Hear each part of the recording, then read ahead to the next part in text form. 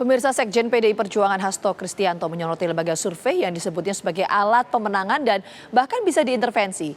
Dari survei terbaru, pasangan Prabowo Gibran masih mengungguli duet Ganjar Mahfud dan Anies Mohaimin. Benarkah lembaga survei bisa diintervensi untuk memenangkan di Pilpres 2024?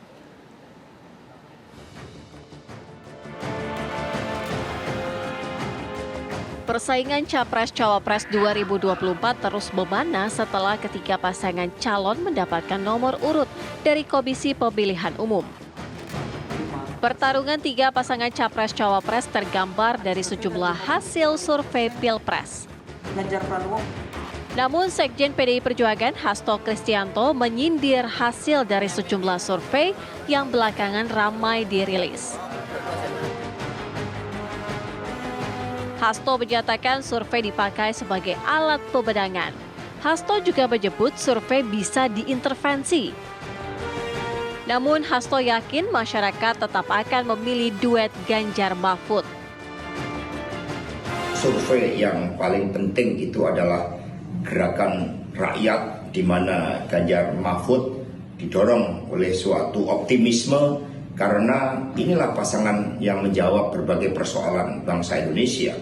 Khususnya bagaimana dengan memberantas korupsi, kita dapat menciptakan lapangan pekerjaan bagi anak-anak muda Indonesia, dapat meningkatkan kualitas pendidikan, mendorong pendidikan vokasi. Survei yang terpenting bagaimana Ganjar Pranowo hadir di pintu-pintu rakyat melalui belusukan, kerja satset, dan gaspol di dalam mendorong kepemimpinan untuk rakyat. Karena Ganjar telah terbukti kepemimpinan baik di DPR maupun juga di Jawa Tengah terbukti dalam mengatasi kemiskinan terbesar dibandingkan dengan provinsi yang lain, apalagi dipadukan dengan Prof. Mahfud sebagai pendekar hukum, sebagai pembela wong cilik, sehingga perpaduan keduanya akan menciptakan pergerakan yang cepat bagi Indonesia unggul. Dari survei terbaru LSI DNJA yang digelar 6 hingga 13 November, Prabowo Gibran unggul dengan 40,3%. Sementara Ganjar Mahfud 28,6% dan Anies Mohaimin 20,3%. Survei sebelumnya yang digelar Indikator Politik dan Indobarometer juga menunjukkan keunggulan Prabowo Gibran. Namun yang mengejutkan, hasil survei terbaru Indonesia Political Opinion menunjukkan Prabowo Subianto unggul, disusul Anies Baswedan di posisi kedua dan Ganjar Pranowo di posisi ketiga. Artinya ketika tiga poros ini berlaga bersamaan, maka sebetulnya kontestasi yang paling kuat itu adalah Prabowo Subianto dengan Ganjar Pranowo. Anies Baswedan, Mohaimin Iskandar termasuk yang diuntungkan dengan kontestasi itu. Kenapa? Karena perubahan pemilih Anies Baswedan jauh lebih mapan, lebih stabil dibandingkan dengan pemilihnya Ganjar Pranowo. Lalu benarkah survei bisa diintervensi sebagai alat pemenangan menjelang Pilpres? Tim TV One mengabarkan.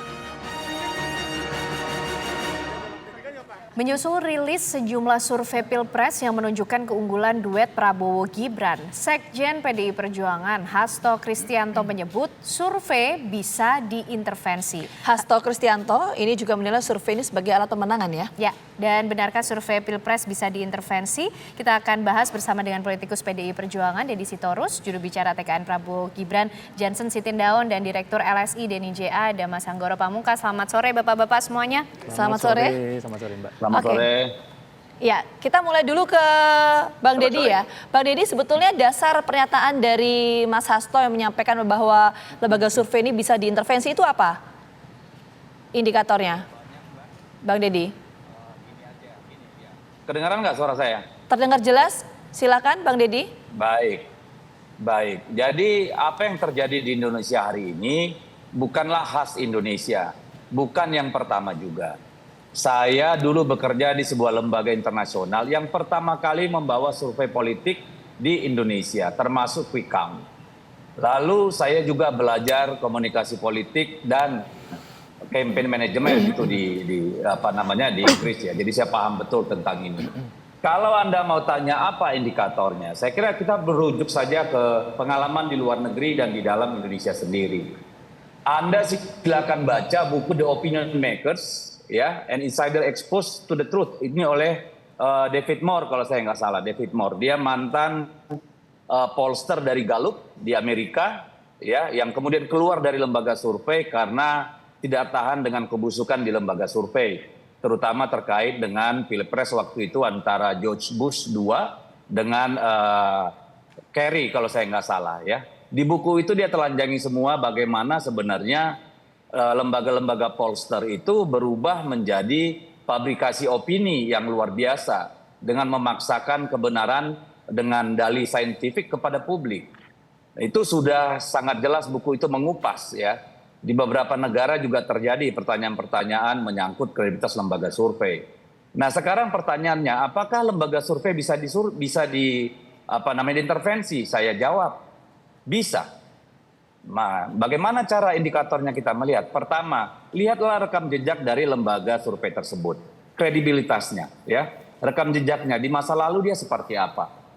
Yang kedua, menyangkut rekam jejak, apakah dia juga berperan sebagai konsultan?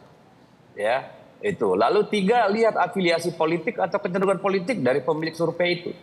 Itu rekam jejak akan bisa membawa kita menilai. Yang kedua, kita lihat dari mana sumber pendanaan. Sumber pendanaan untuk survei itu dari mana sangat penting. Kenapa? Karena biaya survei besar, Mbak. Untuk tingkat provinsi aja bisa sampai 800 juta. Kabupaten kota itu 300. Nah, bayangkan kalau survei nasional tentu di atas 1 miliar. Jadi harus menjadi pertanyaan dari mana dana lembaga survei itu. Apalagi ketika surveyornya itu punya afiliasi politik, rekam jejak di belakang yang tadi itu, ya, pernah membuktikan surveinya tidak baik, tidak benar gitu, ya. Lalu kemudian ada afiliasi politik. Misalnya ambil contoh misalnya Denny J.A. Ya, ini kan selalu menjadi konsultan politik dan kita tahu sendiri rekam jejaknya seperti apa. Yang kedua, katakan Indobarometer yang dulu, bentar saya jelaskan dulu, jangan dipotong dulu. Bagaimana Indobarometer yang kampanye 3 periode selama bertahun-tahun dan menutup lembaga surveinya, tiba-tiba buka lagi. Atau katakanlah misalnya Populi, ya, yang milik Niko Haryanto kalau saya nggak salah atau di belakangnya, yang merupakan bawahan dari Pratikno misalnya. Itu contoh-contoh saja. Lalu apa yang ketiga yang menjadi patut kita pertanyakan? Yang namanya metodologi itu sama saja semua lembaga survei, tetapi bisa diintervensi. Pertama melalui apa? Apakah samplingnya sudah benar? Ya, penarikan sampling ini menjadi kunci. Ya, konsistensi terhadap sampling menjadi kunci. Kalau samplingnya ditarik dengan benar dan dilakukan dengan konsisten, maka seharusnya tidak menjadi masalah. Tetapi ketika sampling diintervensi, baik oleh eksternal maupun internal, ada masalah di situ. Ya, itu yang kedua, ya. Yang ketiga, apalagi pertanyaannya. Kalau pertanyaannya itu, ya, mengarah atau katakanlah merujuk gitu, ya, atau menginsinuasi, itu pasti akan menghasilkan hasil yang berbeda, ya. Lalu apalagi yang keempat, ya, tentu ini terkait dengan katakanlah bagaimana dia menganalisis. Gitu, ya. Jadi kalau ditanya apakah bisa diintervensi, bisa di berbagai negara sudah dibuktikan. Bang Deddy, Dan kita buktikan juga misalnya terakhir kita buktikan waktu pilkada 2012 Pak Jokowi itu terbukti semua lembaga survei salah.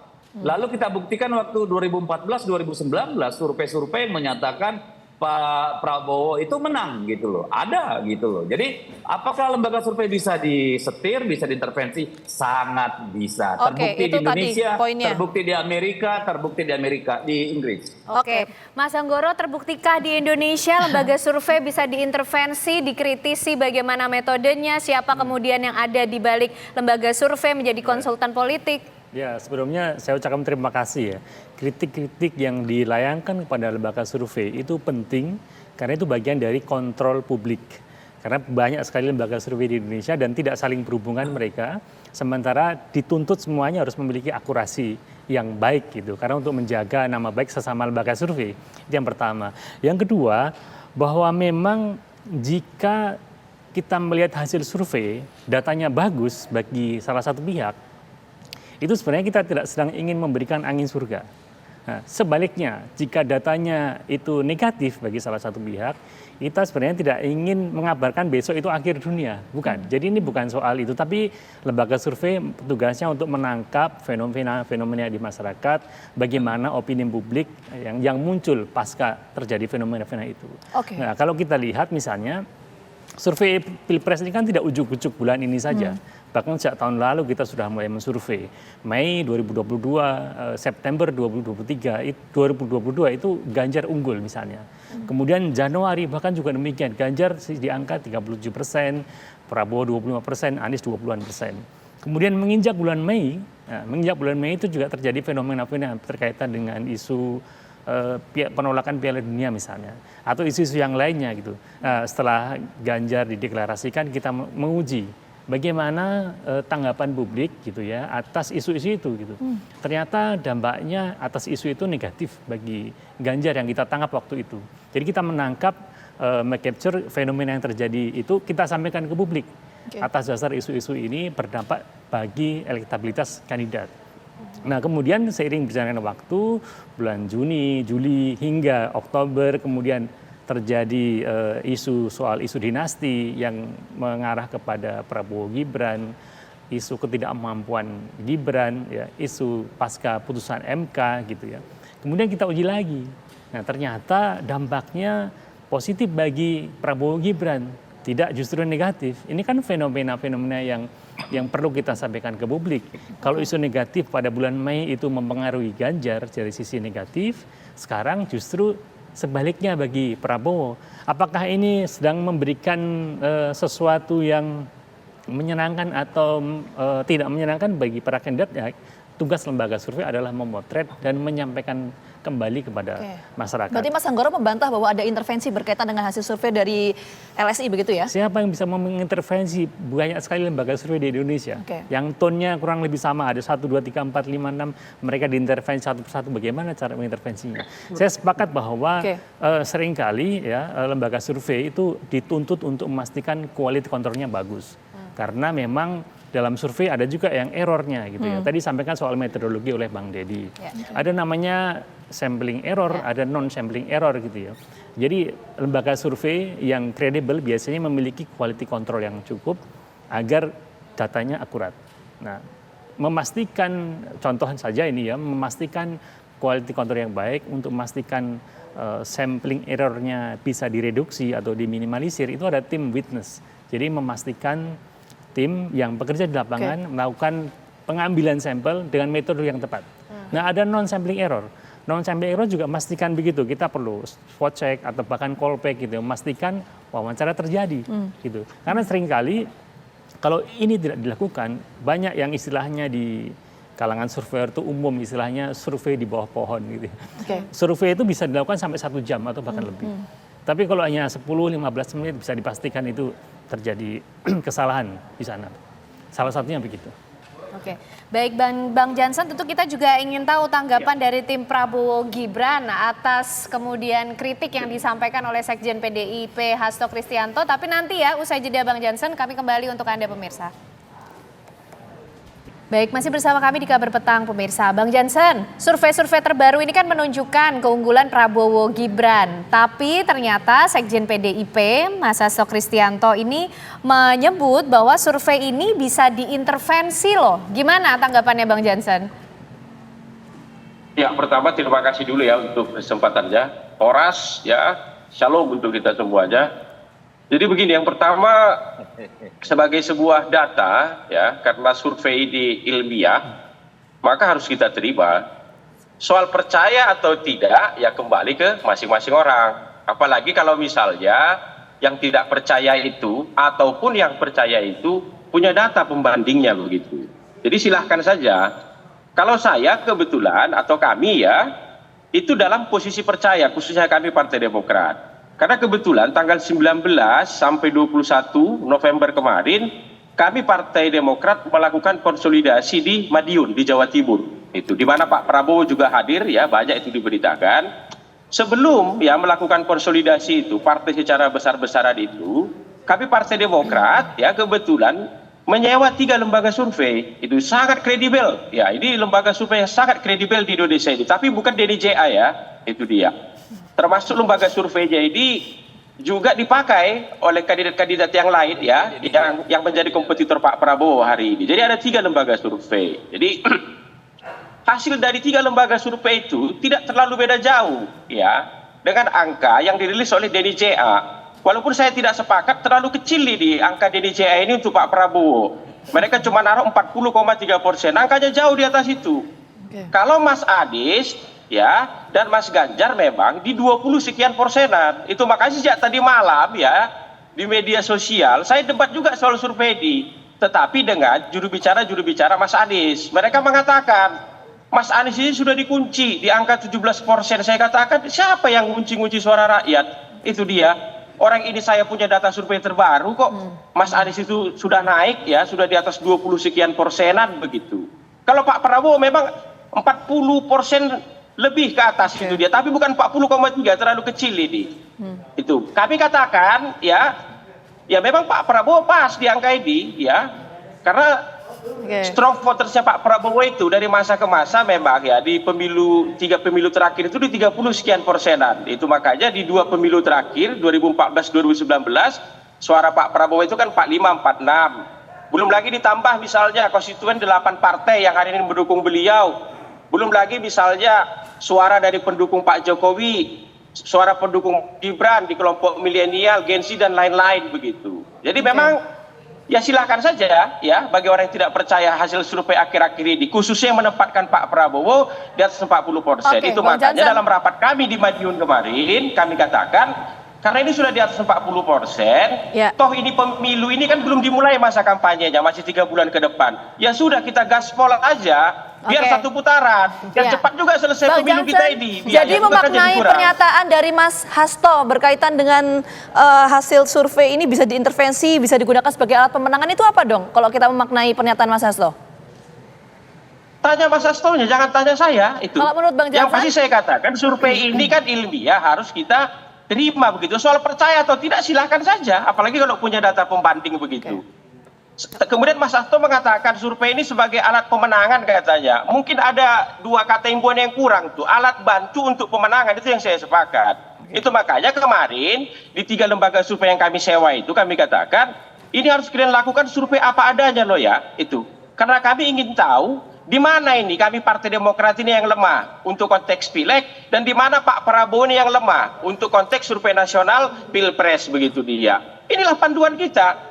Sehingga kemudian gerakan kita di lapangan 3 bulan ke depan ya dibantu oleh alat bantu yang namanya survei ini. Oh kita di sini lemah itu. Potretnya kan sudah ada di survei, kita perkuatlah di situ.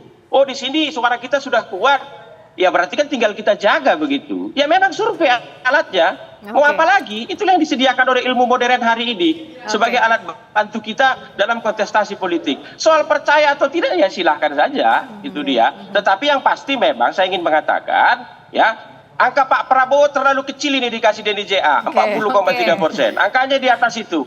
Karena punya kami itu hampir sama sih, tetapi jangkanya lebih baru dari punya DNJA ini. Kami itu tanggal 1 sampai tanggal 14 November. Kalau punya Mas DNJA ini kan cuma sampai tanggal 13 November ini.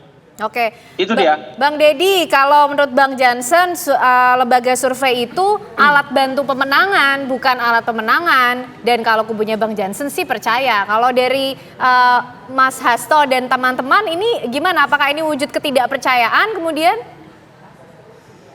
Saya nggak tahu apakah Anda bisa menangkap jelas pernyataan saya di awal ya. Pertanyaan kalian kan jelas, apakah lembaga survei bisa diintervensi? Saya jawab, iya bisa. Sudah terbukti secara empirik, sudah terbukti secara teoritik, gitu ya. Itu kita harus pahami dulu. Jadi kita jelas nih diskusinya gitu ya. Kalau pertanyaan dasarnya adalah apakah lembaga survei bisa diintervensi? Bisa. Itu sudah terbukti gitu ya. Silakan baca buku yang tadi saya sebut itu. Mungkin nih LSI udah baca itu bukunya David Moore itu gitu ya. Bagaimana pollster itu kemudian mengutak-atik data melalui pertanyaan yang diajukan gitu. Itu bisa gitu loh. Belum lagi kan kita kadang begini. Kita juga harus memperhatikan. Kadang lembaga survei ini kan seolah-olah sama ini semua responden di perkotaan dengan di pedesaan. Itu kan ada ruang di sana yang bisa dimanipulasi. Jadi saya ini bukan orang yang tidak percaya survei. Saya termasuk orang pertama membawa survei politik di Indonesia. Termasuk FGD-nya, termasuk quick count. Waktu masih di NDI gitu loh. Jadi ini bukan soal percaya tidak percaya. Tapi kembali pada pertanyaan kalian. Apakah lembaga survei bisa diintervensi? Bisa. Baik oleh internalnya maupun oleh eksternalnya. Makanya saya bilang tadi, lihat rekam jejaknya dong. Lihat afiliasi politiknya. Lihat orang-orang di dalamnya. Lihat sumber pembiayaannya. Kalau metodologi semua konsisten dengan metodologi yang baik, pasti hasilnya tidak seperti sekarang, semeraut. Ambillah misalnya yang sekarang muncul itu, ya. Bandingkan dengan katakanlah Litbang Kompas yang sangat independen, misalnya. Atau yang sedikit pro Mas Ganjar, SMRC, atau katakanlah Carta Politika. Logikanya kalau metodologinya sama, semua lembaga survei ini perbedaannya pasti dalam margin of error. Tapi kalau sudah lompat-lompat, kita sebagai publik harus melihat ini sebagai sesuatu yang dipertanyakan. Jadi cenderung bahwa memang seringkali di banyak negara, termasuk di Indonesia, lembaga survei itu digunakan sebagai alat fabrikasi opini. Dan itu sudah terjadi berkali-kali. Kita sudah mengalami bagaimana lembaga survei hampir semuanya salah. Kita sudah mengalami bagaimana lembaga survei saling berbeda satu sama lain. Nah, sekarang kembali kepada kita, kalau percaya survei, tentu kami percaya survei. Saya termasuk orang yang mengusulkan survei sejak awal di partai politik, ya. Jadi kembali ini, apakah ini sebuah operasi opini? Menurut saya ya. Jadi kalau yang bilang lebih dari 49, kalau saya sih kalian bikin 60 juga nggak apa-apa, kan terserah buat kalian gitu loh. Kami kan punya benchmark sendiri gitu loh. Tapi jangan branding kami seolah-olah PDIP nggak percaya survei karena hasilnya jelek. Ini kan kurang ajar namanya gitu loh.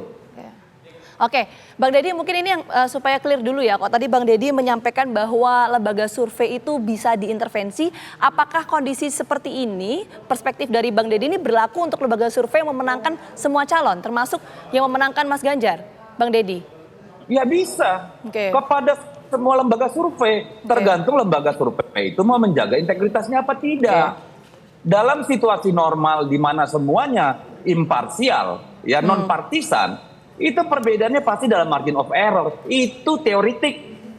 Tapi kalau ada hasilnya perbedaannya sangat nyata, ini ada masalah dengan lembaga survei. Apakah internalnya atau eksternalnya? Jadi itu kita jelas dulu. Kalau nggak paham survei nggak usah ngomong gitu loh maksud saya. Mas Anggoro mungkin menanggapi tadi juga Bang Deddy sempat menyebut beberapa lembaga survei kemudian yang disebutkan adanya perbedaan dengan LSI juga, metodologi yang digunakan sebenarnya seperti apa? Jadi sebenarnya memang pertanyaan ini tidak kami dapati sayangnya ketika bulan Januari yang lalu ketika kita merilis Ganjar unggul dengan perolehan 37 versus 25%. September tahun lalu pun juga kita merilis data di mana Ganjar unggul gitu. Tapi ini hal yang wajar. Sekali lagi kritik itu penting sebagai kontrol bagi lembaga survei, manapun lembaga surveinya. Yang kedua, kenapa ada perbedaan antar lembaga survei itu penting untuk kita sama-sama kaji gitu ya.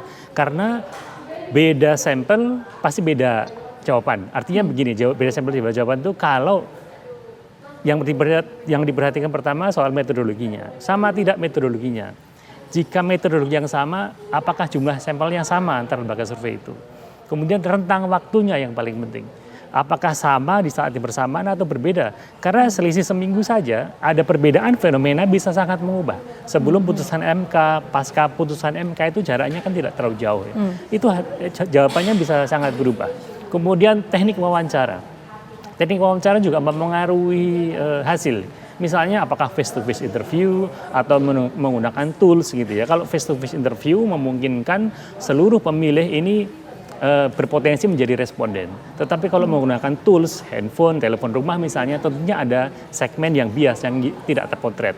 Ini juga perlu dibandingkan. Jadi tidak hanya soal membandingkan elektabilitas antar calon saja gitu ya, tetapi juga bagaimana metodologinya, waktu pengambilan datanya, cara pengambilan datanya, termasuk sampai quality controlnya.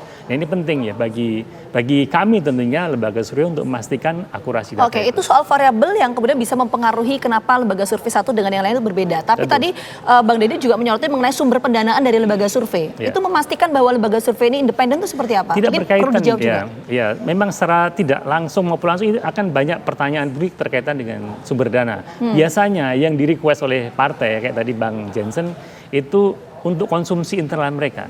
Nah, kalau misalkan lembaga merilis itu pasti disampaikan juga sumber dananya, termasuk dari kami dari LSI, ini bagian dari CSR kita, LSI Indonesia, untuk kita lakukan survei dan kita rilis ke publik. Kalau tadi Bang Jensen nggak diceritakan tuh lembaganya mana, kan biasanya di order partai untuk kepentingan partai, Untuk kepentingan internalnya strategis, begitu? untuk kepentingan strategis, karena survei itu memotret bukan hanya soal elektabilitas, lebih dalam lagi dari itu, kenapa naik, kenapa turun, ya, kemudian apa yang mempengaruhi potensi apa yang bisa membuat kita rebound dan tidak, itu bisa terpotret dalam survei dan itu pasti di-keep sama pemilik data itu karena itu berkaitan dengan langkah-langkah strategis berikutnya. Nah, sama halnya dengan melihat fenomena yang terjadi saat ini di mana 1-2 kandidat di bawah, yang lainnya lebih unggul.